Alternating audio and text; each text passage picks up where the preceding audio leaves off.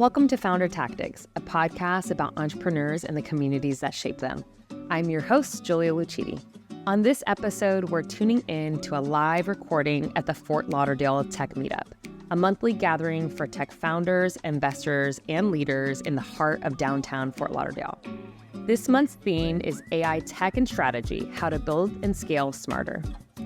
Our focus was how to move beyond the point of experimentation into real scalable impact. You'll be getting practical guidance on how to integrate AI across the software development lifecycle and broader business operations. I had the pleasure of interviewing two global leaders in tech who flew in exclusively for this conversation. Max Ushchenko, head of data and AI practice at NIX, joining us from Budapest. Max built NIX's AI practice from the ground up over the last decade. He brings sharp insight into what it really takes to implement AI effectively, from choosing the right use cases to selecting practical tools and building long-term capabilities. And we also had Walter Hildebrandi, CTO at Zendesk Latam, flying in from São Paulo. Walter gave us a transparent look into how Zendesk has approached AI at scale, the wins, the missteps, and the importance of change management when embedding AI across a large organization. Whether you're early in your AI journey or already deploying across teams, this episode is packed with tactics that you can take back to your work today. Before we dive in, make sure to rate, follow, and subscribe to Founder Tactics on your favorite podcast platform. It helps more listeners like you find us and keeps our listener community growing. All right, let's jump in.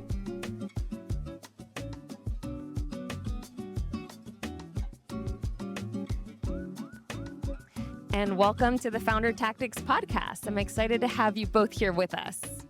Nice to be here in Latin America. Florida. I'd love to get started with a round of introductions. Max, if you'd like to start, just to share a little bit about you, your background, and what do you do? Hello, everybody. My name is Max Ushchenko. So I'm building the data and AI practice at NIX for more than 10 years. So we built it differently from scratch. So right now we have around 120 people with different specialties. So our main goal at the company is to help our clients build their technology, build their services around it. So that's kind of a small intro about me. Excellent. Thank you. Walter? So my name is Walter. I'm the CTO for Zendesk Latin America. Been with the company for 3 and some years, doing business for customer service. Our solution handles every communication from customers to companies. I saw someone with a CRM hacker t-shirt here. Buddy, I'm your friend. Please, just hack Salesforce. That's it. Thanks. So we're a global company based in California, in San Francisco. Roughly around 100,000 companies all over the world uses our solution in every major industry. So today we're going to dive into AI tools, some strategies and tips, and also how to implement them and some of the challenges of scaling. What are some areas of opportunity where AI can be utilized across teams that you guys have experienced? And we'll start with Max.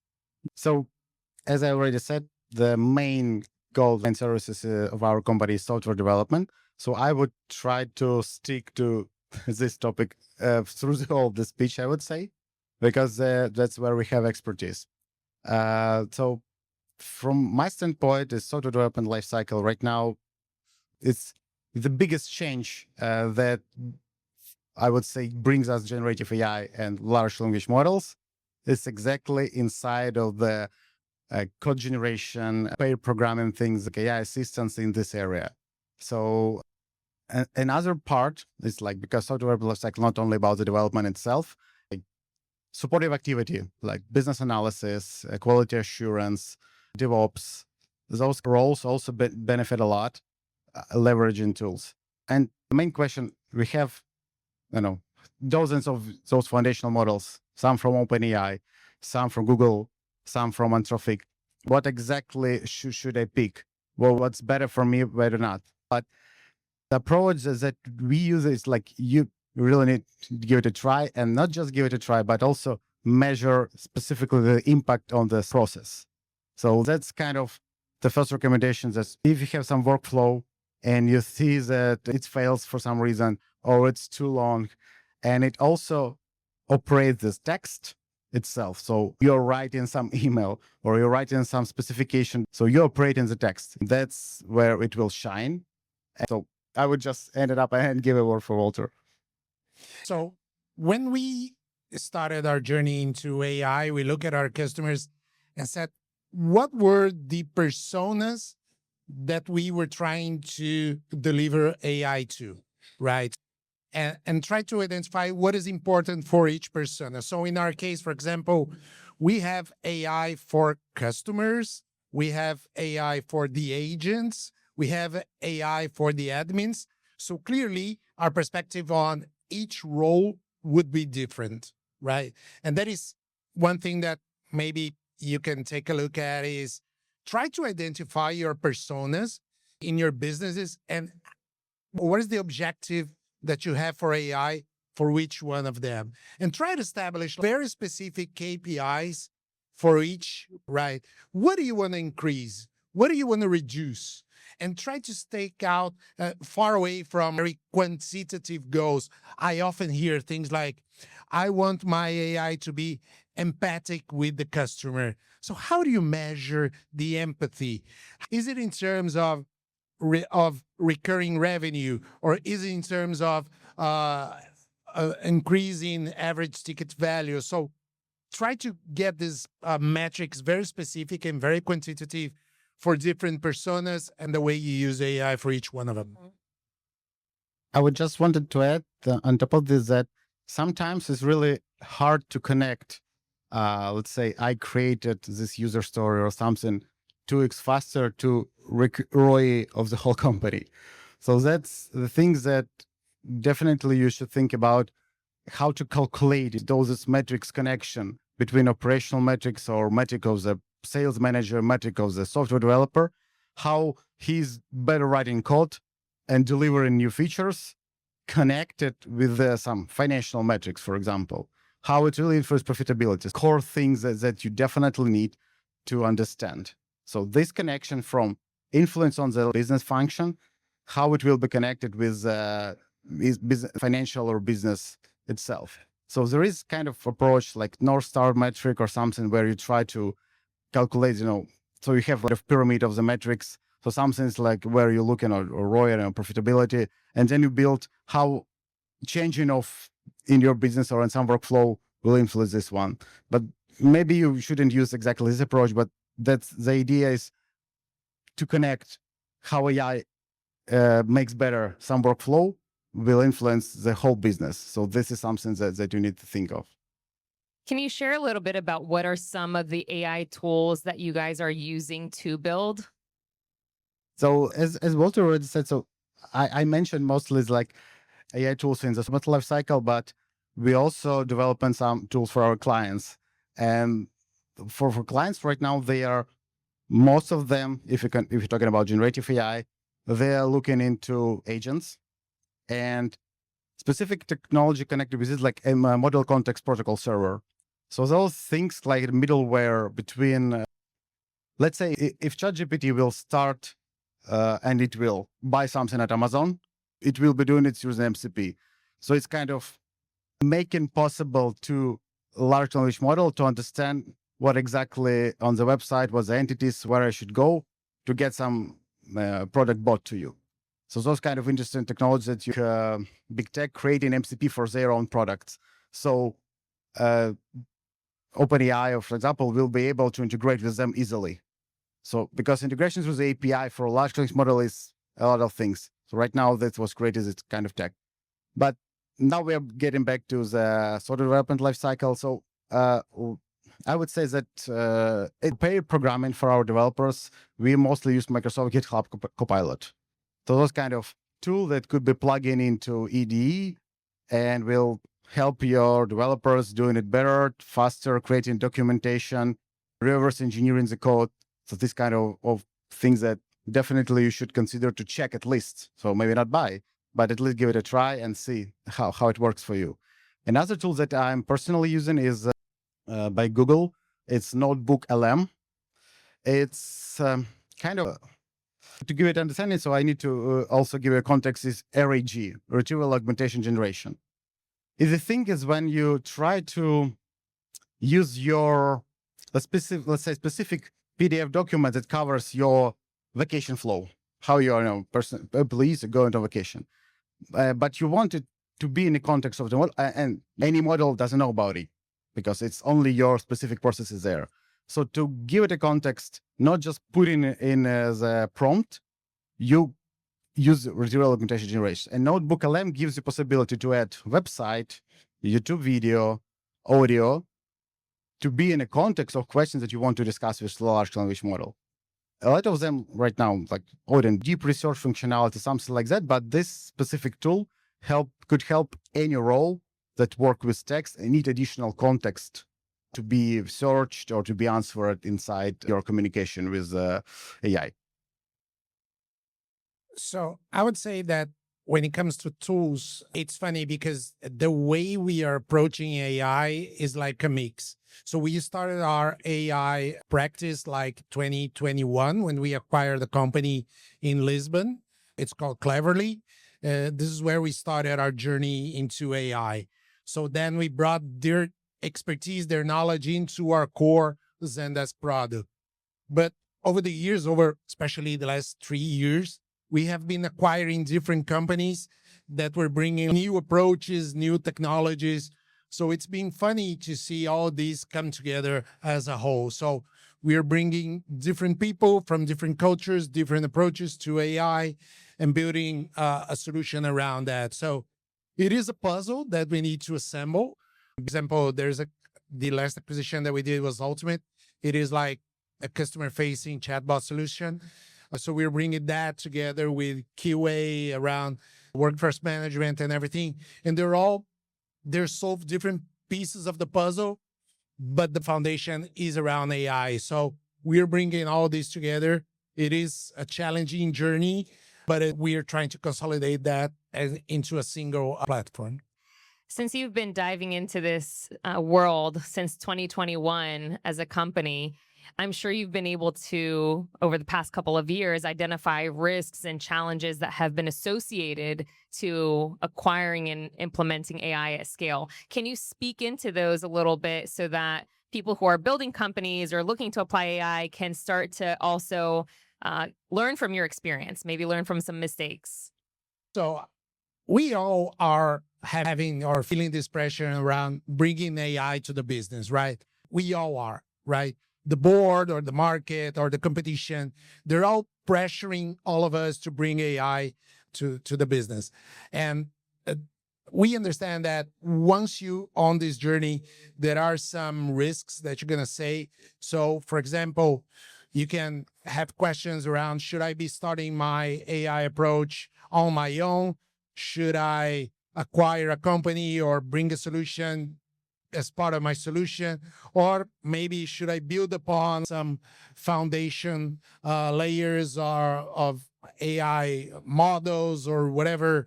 So I think there's no right answer for this, but you need to be aware of some things. If you start building upon those building blocks, you will have like a dependency forever on what you're building upon.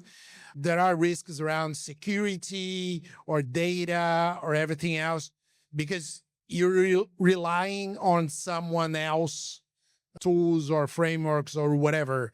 So I need it for each use case that you're facing. You may wonder, do I want to have these risks associated on the building blocks? Or should I go start from scratch and build my own so I can have more control, more ownership? But also you have like more, probably your TCO is going to be more difficult to prove, right? If you start from scratch, you probably need to hire, I don't know, data scientists, developers or whatever, train your model, all those things. And probably your time to market is going to be higher if you just acquire a solution or contract a solution, whatever. So there's no wrong or right answer for this question. It depends on the use case. It depends on each company. So this is my thought around that. I'm totally agree with Walter. Thanks. The things that like, there is no silver bullet how you just, okay, I'm switching on AI and I'm happy. So we also, like as a company, as NIX, we are building some products for our own. And there we mostly try to use open source models, some open source technology, but with open license. So if we fine tune it or even try to train it or doing some tweaks there, it will be still ours products. But to train whole model from scratch, it's not even like you said, it will be hard to prove your TCO. So it was like in some of the article information that one train cycle of the GPT-3 cost $500,000. I mean, that's one try. Even if it's not successful, they have thousands of those train cycles, etc. Anyway, those investment, it's really hard to prove. But I was starting the point that we have a lot of clients coming to us and then how to handle their use case. So Walter covered pretty all of them, I would say. So you can build something from scratch, but when you think something from scratch, you can reuse some open source. Because building something totally from scratch, you might have a really big business to handle those costs. Then you can leverage something that's almost ready. So, for example, foundation model of OpenAI or foundational model of the Gemini in their infrastructure. So if you read their policies of the data protection, it's really straightforward, I would say. For example, if you use Gmail for your personal, for business communication, you believe that Gmail will not be hacked by Google and information will be get there. If you do this, why are you afraid of using Gemini and you're having a contract with Google, you're paying them money, and if something like that happens, you sign this contract and see what you can do with it. So a lot of information of data protection and data policy processing is there. You just need to read it and say, okay, if I'm okay with that or not. And another level of abstraction, I would say, so building something from open source, using something that provided by those big players of Gen AI market, and then another layer of buying or subscribing or using some product that built on another level. For example, Zendesk AI features that already we discussed, customer-facing chatbots, agents that maybe already in production, not heard about them, but maybe it's already there. A lot of companies already provide the functionality, but it's for every product that you buy, it has its limitation. So, and then you will need to be in the phase of integration, understand the limit of the products that buy, maybe not black box with some documentation there, but at some level, it will just maybe not cover your requirements. That is why you might need a team anyway. First of all, to pick the right product, and then to integrate it, and then to scale it across your organization. So I think this is a good segue into thinking for us to take the discussion more into how to actually implement and test. Right? So when you look at advice to a company who is looking to implement AI, how would you suggest testing, deploying, and scaling like that? Initial tests to reduce risk. What are some ideas and suggestions of how people can implement AI into their business and make sure, okay, tested this out, this is a great thing that we can now roll out to the rest of the company, right? So my first advice would be stick to your core, right? So oftentimes I hear about companies that say, I have this AI initiative. I'm building a chatbot. But what is the core business? Yeah, so we're a fintech, but we're building a chatbot. My advice is, if you want to succeed in AI, stay close to your core, right? Don't try to reinvent the wheel. How many companies here that you hear that they have their own ERP? Just a few. It needs to be very specific to have their own ERP. Otherwise, they're going to be using whatever industry ERP in the market. In that sense, don't say that your AI initiative is building a chatbot. You could use much more knowledge in other things that is real your core initiative. And then my advice is start small, create a small use case, test, iterate, gain confidence. It is important that the whole company is confident on the solution, on what you're building, and then you can expand and try other use cases and then move on. But stay close to your core. I agree again. Thanks. I would just want to add something from my standpoint. And when I was talking about the intro, I was talking about my data practice, which is like 120 people, but the company itself is like 3,000. And to scale it sometimes, even if it's not 3,000, like 150 people, this also could be a challenge. If you pick and write tool. So to do pick and write tool and then scale it, so we call it inside becomes so like AI advocate. It could be AI evangelist. You could call it whatever you want. In your own world, the naming will be like you want. And it shouldn't be really one person. It should be team that will come up with the process of the scaling it across the company. And it's like there are, as again, two things. Something when you build it as a AI functionality or covering some use case to make your product better, or when you leverage an AI to make your process and your development and your business better. In both cases, you will need, let's people first, you will need those who knows exactly who tested, who will build some POC, proof of concepts, who will, provide this value inside your team, and then also will widespread it. They also will do some workshops. They will prepare some mentorship program or will be mentors of those teams that will try to use those tools or trying to build it. So when I was trying to make it in our company, when I was doing it almost like alone at some time, you are not moving the pace that you want to. You will need a kind of team of AI advocates that will do it inside your businesses. So this kind of thing. And we were talking about measuring. Yep. Sure. One of the questions was initially, so the focus on the core business, try to build a team of AI advocates. It doesn't matter if you try to build a functionality in your core product or you try to leverage AI in your software development lifecycle or in your business processes. And then how to move, where to start. So beneficially to have those AI advocate teams that we want to try GitHub Copilot. We want to try Anthropic Claude because of this and that. So they will prove it. We want to try with this tool for this kind of workflow to automate. So before moving forward, you will need to gather historical data, I would say.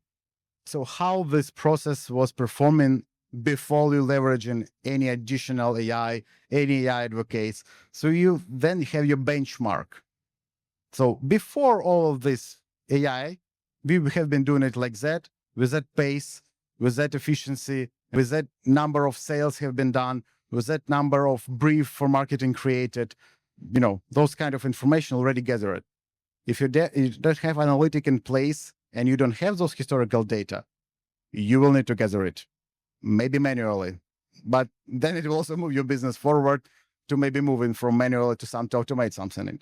And AI also can help in it, but it's another topic. So you have this benchmark. Then you try to leverage one AI tool, let's say for the same process.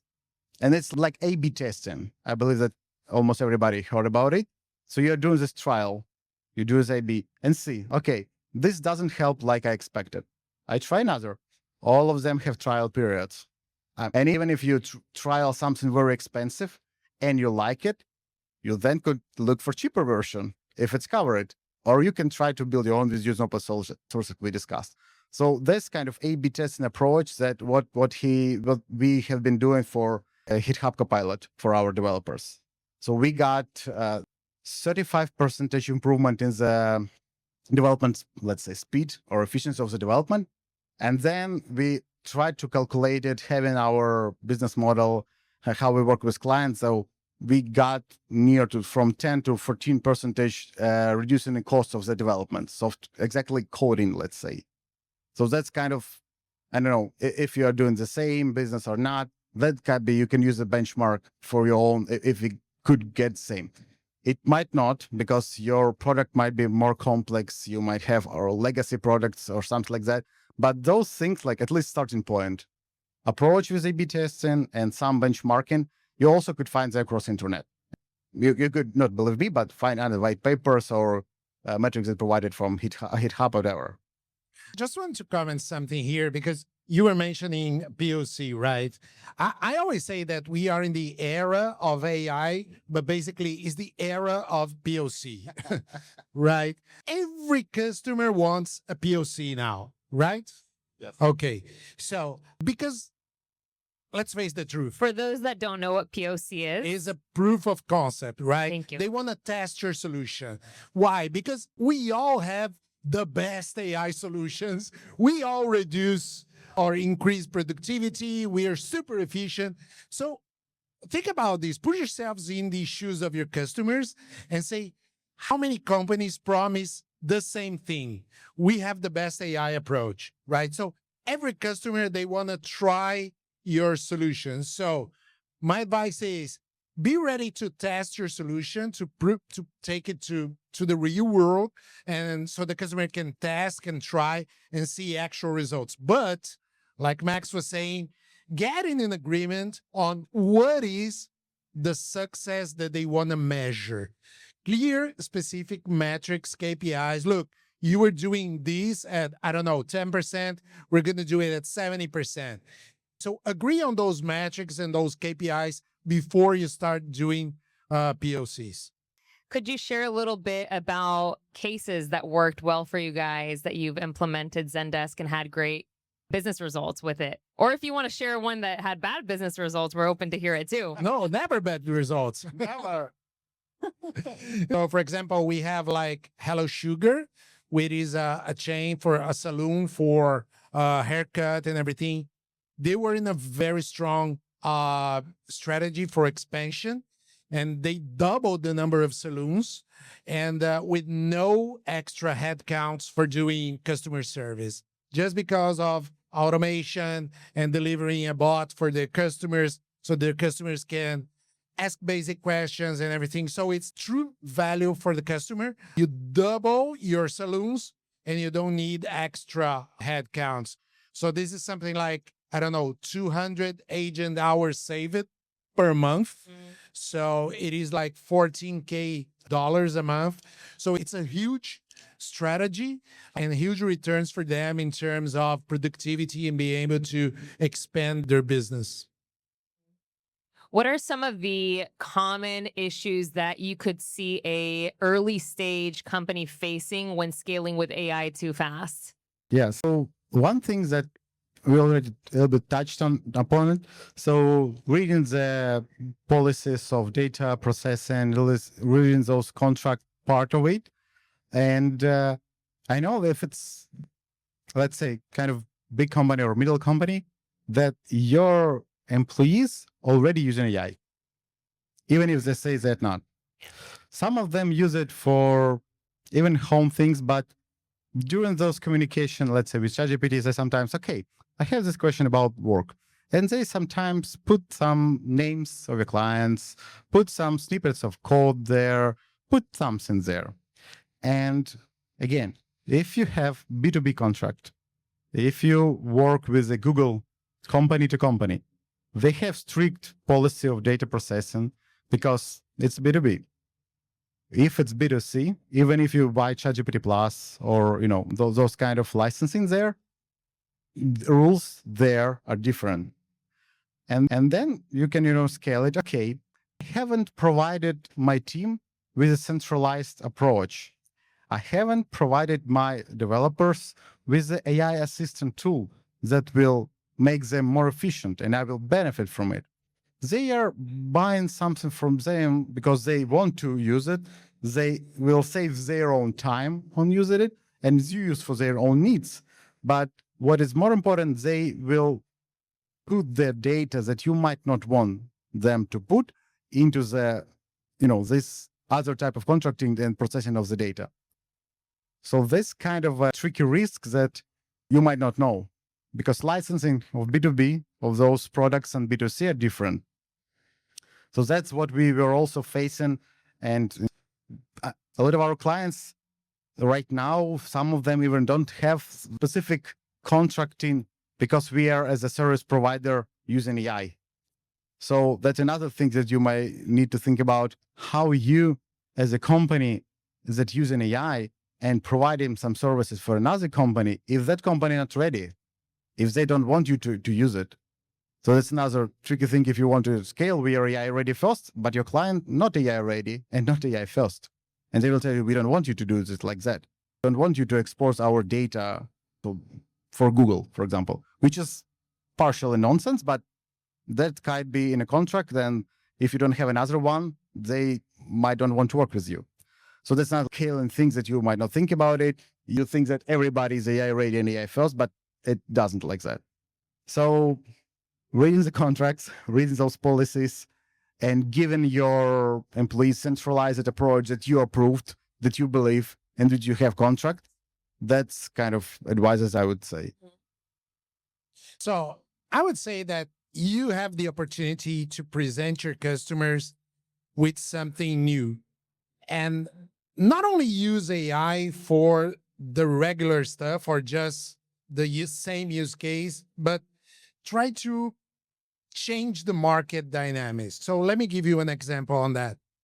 So we did a research and we saw that tickets were increasing 33% year over year, right? And the way that business were handling this is adding more people. And we saw, and there's a survey by Gartner that says that around 70% of the CX budget is on people and just, 30% is on technology. So the way that we shift the market is that with AI, this composition is going to change. So you're going to be using in more in terms of technology and not relying too much in terms of people. But the sum of technology plus people is going to decrease. So companies are going to spend less with a different mix, more on technology, less on people, to be able to handle an increasing number of tickets year over year. So the risk is, don't use AI just to substitute the actual business, but try to propose these changes in the market, to use or leverage AI to change the market and maybe move the coin on not using technology as much as people as if you can. Another interesting trend inside the technology market that I'm witnessing, I'm not sure that it will lead us in the right way. So companies deciding, okay, we will do some layoffs because we could save our money and using some AI, let's say, to generate codes for us. So it might lead for the situation where the company would have only seniors or like senior technical staff engineers that will use results of generated by AI, maybe fix it in some way. First of all, their job will not be very funny because they will be like operator of AI. They're really not running and writing any type of code. They're just fixing and saying, okay, run another prompt to fix. Just also will be to lead into burnout of those kind of people because it's really exhausting. That's not something that they've been used to for a lot of years. But it also leads for the senior engineers. They're not growing on trees. They started from the juniors. And if everybody lay off juniors and do not get new ones, from where in 10 years we will get new senior that needs to be AI operators? That's one interesting thing about it. And another, so right now, even if I told previously that training cycle costs a lot, the prices of using some managed services in a cloud or by subscription sometimes looks affordable. A lot of our clients pretty fine with the TCO of the solutions that we built for them. But there is an idea that it's, that I read on LinkedIn, that it's like Uber. So previously it was $3 per ride with some discounts, with something that, okay, and everybody got there. Everybody right now use Uber or Uber-like taxis, even if it's not now cost $100. So that pricing of the AI products and AI solutions could also grow. But you already, on it. You couldn't just forget about it because everybody use it, your team use it. So that's another thing that you should consider about the scale in the business and thinking about the future. You shouldn't move totally from your core business, core processes. You need to use it as an assistant, as a help, as a performance, something that could make your efficiency better, but not that something that I will be only one CEO doing all the job.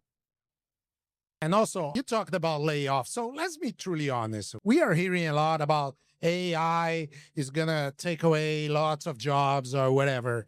So let me give you something to think about. What is the thing that we have always been hearing around? We don't have resources to handle all the ideas, right? We hear that a lot, right?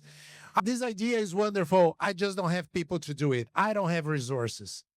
You could use AI to free up people to develop all those crazy ideas that you've been keeping in your desk for a while. So let's not talk about layoffs.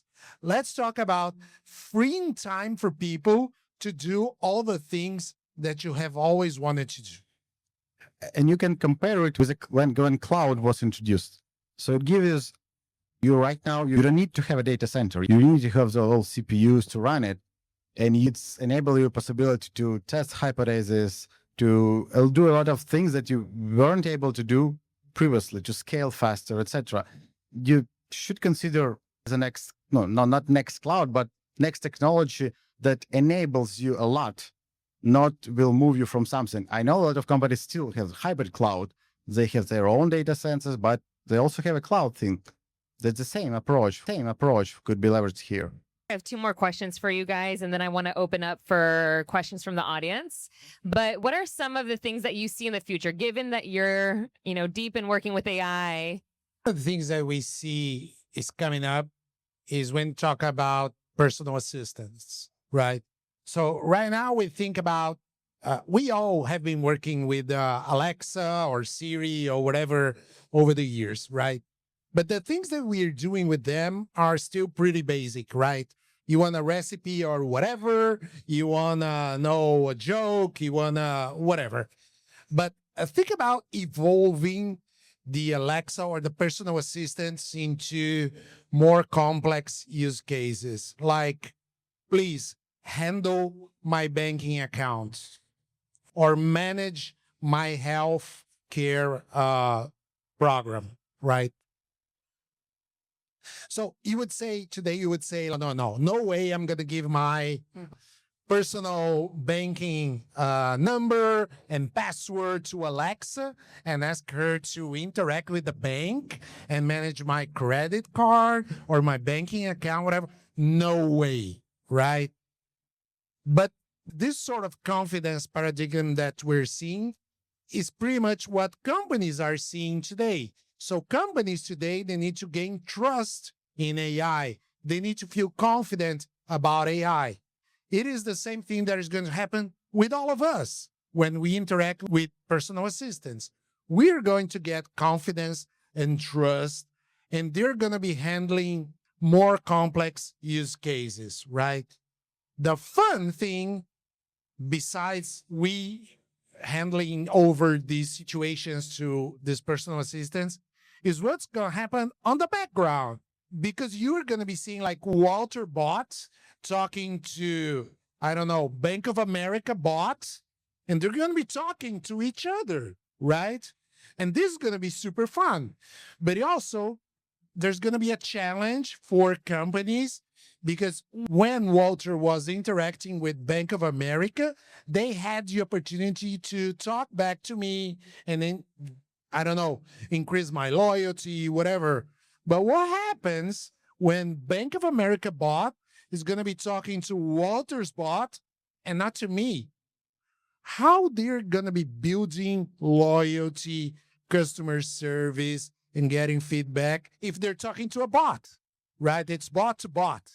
So companies will need to reinvent the way they engage and they create more long-time relationships with their customers.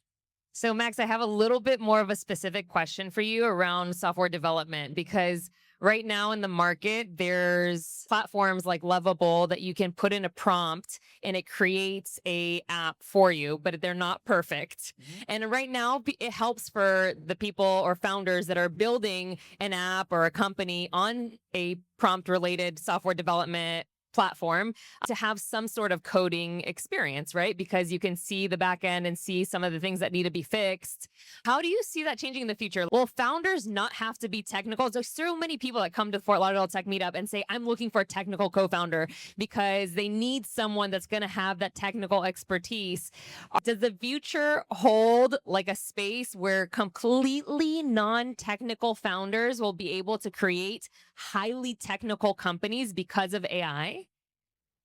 Not in this decade, but they try to build the products to move there where you discuss it. But I wouldn't say that it's feasible in the nearest time, because even the smartest model, code generation, still the quality itself to go in live, not so good. Maybe and that's what Walter said about building POCs. So you can try to build this up just for showing a demo, just for trying how it works, maybe show it to your friends, to test, maybe some investor, maybe it will work like that. But to go in live with this kind of an app, it has its breaches in security, it has its hidden bugs. It's also not optimized, has memory, so it has a lot of problems in itself, but it works. That is why you can use it to test those ideas, to test those hypotheses quickly or much faster than it was previously. So right now you need one, let's say, tech lead to test, 3-5 ideas per month. Previously, you need to have a team of 5 people to test those ideas, and maybe only one per month. So that's speeding up is there.